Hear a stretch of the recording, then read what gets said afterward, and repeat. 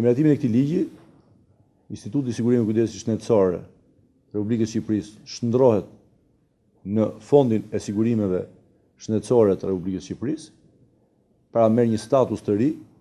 e cila i krijon mundësi menaxheriale shumë më të gjera dhe më fleksible, por çdo pagesë që qytetari bën në sistem, garantohet eficienca e kësaj pagese dhe transparenca e saj e plotë. Sigurimi është i detyrueshëm për gjithë popullsinë aktive, të punësuar apo dhe të vetë punësuar. Në bazë të këtij sistemi, pra të solidaritetit, këto kontribute i buxheti i shtetit vënë dispozicion për shëndetësinë, garantojnë mbështetjen dhe për pjesën jo aktive, e cila mbrohet nga shteti në këtë mënyrë me sistemin shëndetësor,